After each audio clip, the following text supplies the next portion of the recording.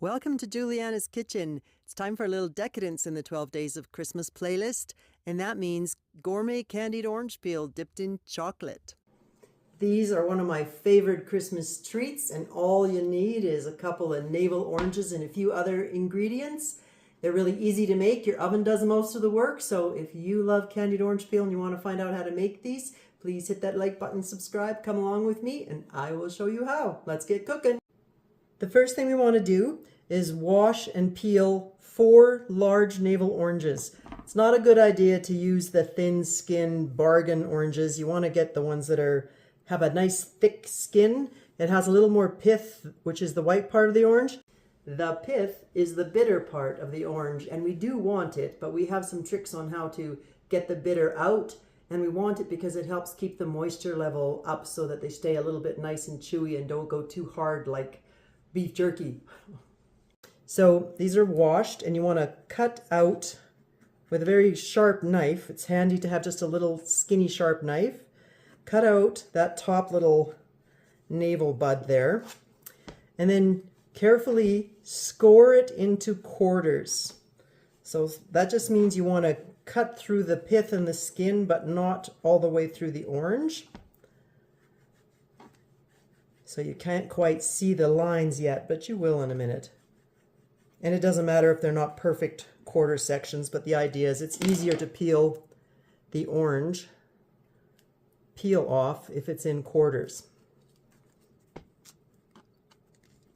And then you can just use the excess, or it's not excess, the extra orange, chop it up and have it for a nice breakfast in the morning or something. But you want these nice little quarter sections of orange peel, and we will slice those into strips.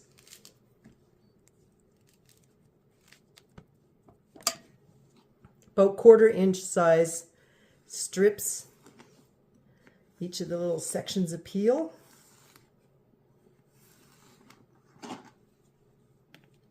Like that.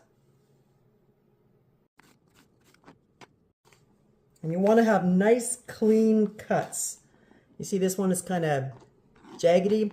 I'm going to cut that off just so that I have a nice clean piece of orange peel.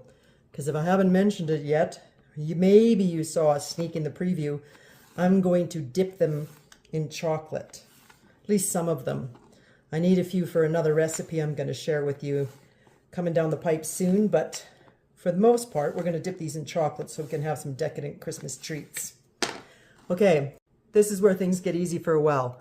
You want to put them in a large pot and cover them with water.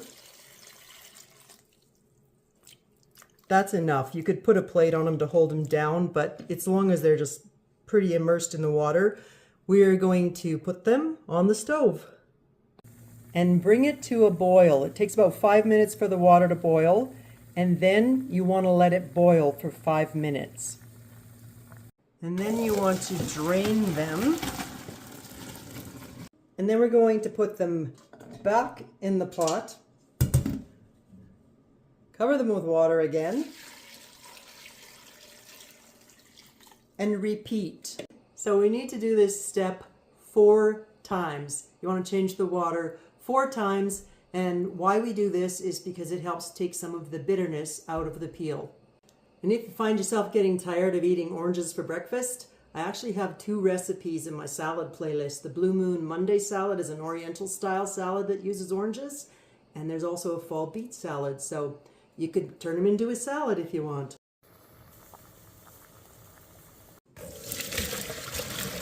Round 2.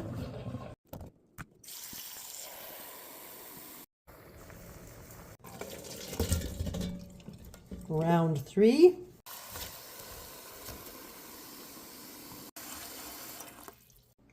While it's doing its last 5-minute round of boiling, let's get the rest of the ingredients ready. You want 1 vanilla bean, and I will have a link in the description if you can't find them in your local grocery store. I found them on Amazon, so we can get them there. And you need some apple juice and sugar. All we need to do to the vanilla bean is cut it open so that all the flavor and the seeds, they're really microscopic seeds, they're not really big fat seeds, but all we want to do is score it a few times to release the vanilla flavor. For this last one, just leave it in the colander for a few minutes as we prepare the syrup in the big pot. In the same pot we just finished boiling all the peel in, you can add 12 ounces, cup and a half, 375 mils of apple juice. And we also want to add 1 cup of sugar, or 200 grams, depending on what country you're in. You also want to add that vanilla pod we just sliced up. And then over a medium-low heat, we want to stir that until the sugar is dissolved. As soon as the sugar is dissolved, we add the peel.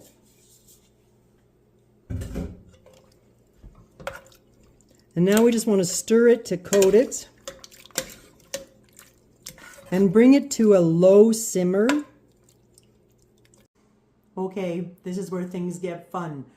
It's either they get fun or they get long or they get both. So my recommendation is pour yourself a glass of wine or a cup of coffee and give this a stir every couple of minutes. It takes about 40 minutes on a low, slow simmer for the syrup to evaporate or cook out of the orange peel. So you can see here it's just a nice low, slow simmer.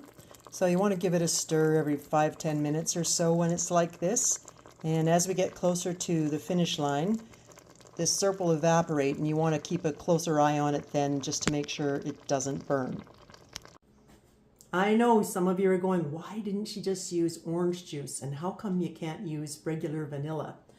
Well, I've made these before with orange juice and they get kind of cloudy, and if you want the nice translucent orange like professional darlings candied orange peel, then you want to use apple juice. And I have not tried the regular vanilla, but the flavor you get from using the bean is like decadent, exquisite. And I have a funny feeling that if you use the liquid vanilla, it might make them have a little bit of a brown tinge. And this takes way too long to make and I don't want to risk it, so I like to use the vanilla beans. This is just past the halfway point, just to let you see what it should look like. You can see that there's still syrup happening and pooling on the bottom. That's fine, that's what it does. While your peel is cooking, we should get a cookie sheet ready with some parchment paper. When we're getting close to the finish line, I like to switch out the spoon for a spatula. And you can see that all of the syrup is gone, but it's sort of like sticky marmalade a bit still.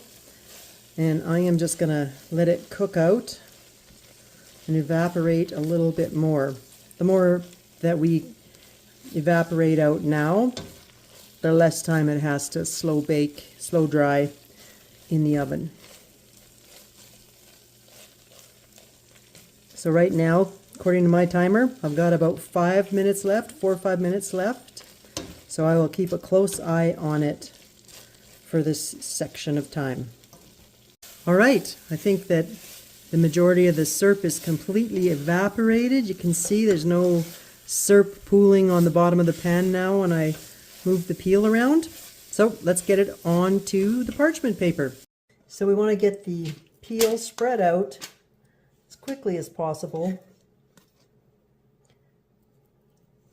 on the parchment paper. And the easiest way to do this, I find, is just using 2 forks, because the idea is you want to spread them out because we're going to be putting them in the oven to dry some more. But we want to spread them out so that they're not touching. They'll be easier to dip in chocolate and put away later. And you just discard the vanilla bean. Smells like Christmas in here.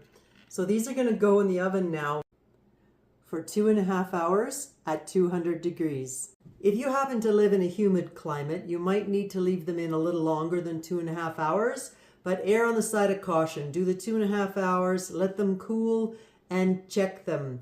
If you think that they're not quite dry enough, then you can heat them up another half hour later or let them dry overnight in the oven, because you don't want to overcook them or they will get a little crunchy on the teeth. They'll still be delicious though. So you can enjoy these beauties just the way they are or use them in other recipes.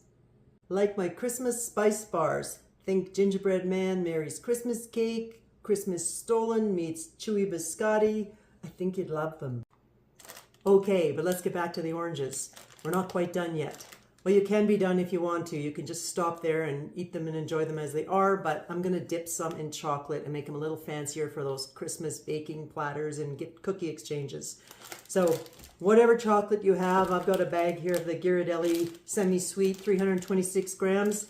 You probably only need about half of that, depending on how many oranges you're going to dip. But I'm pretty sure no one's ever had a problem trying to figure out what to do with any extra chocolate. So in the top of a double boiler, let's just melt all those chocolate chips. You can see it melts pretty darn fast. And if you're a fan of the really dark, richer chocolate, I know that Ghirardelli also has that 60% cacao version. I think it's a little more expensive, but it's also darker and richer if you like the really dark chocolate. I'm just using semi-sweet for this recipe. We only want to melt it right until the chocolate is just melted. We don't need to melt it any longer. As long as it's nice and smooth and every drop is melted, we're ready for the next step. I find the easiest setup for this is to make yourself a workstation at the counter where you bring your whole double boiler and keep it on a hot plate, and then have your candied peel laid out on a piece of parchment paper.